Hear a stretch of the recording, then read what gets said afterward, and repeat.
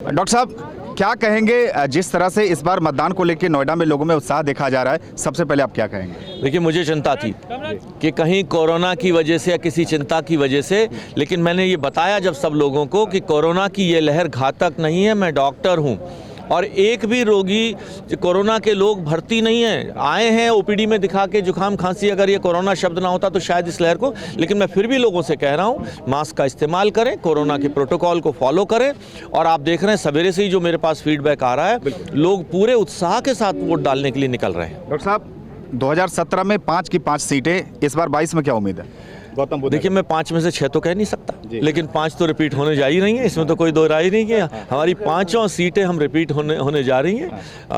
मैं उन तरह से नहीं हूँ जो लोग कह रहे हैं कि 403 में से 400 सीटें हमारी होंगी।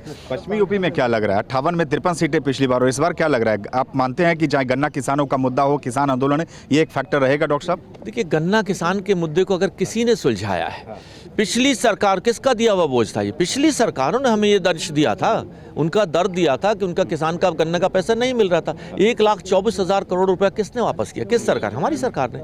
और गन्ना किसानों को भी ये विश्वास हो चुका है कि ये सरकार किसान के लिए करने वाली सरकार है। जितने काम किए हैं वो किसानों के हित में जाते हैं, मजदूरों के हित में जाते हैं। हमारे प्रधानमंत्री जी का तो काम करने का तरीका ही है।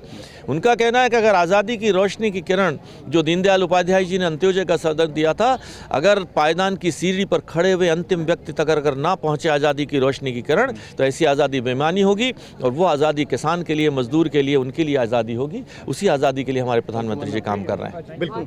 तो आप देख सकते हैं, ये थे डॉक्टर महेश शर्मा, गौतम बुद्ध नगर से भारतीय जनता पार्टी के सांसद। और निश्चित रूप से इनका कहना है कि जिस तरह की जीत पिछली बार 2017 में हुई थी, उससे बढ़िया और 5 सीटों पर गौतम बुद्ध नगर में भारतीय जनता पार्टी एक बार फिर जीत हासिल करेगी। अड़ी सोमवार से शुक्रवार शाम 6 बजे सिर्फ TV9 भारतवर्ष पर।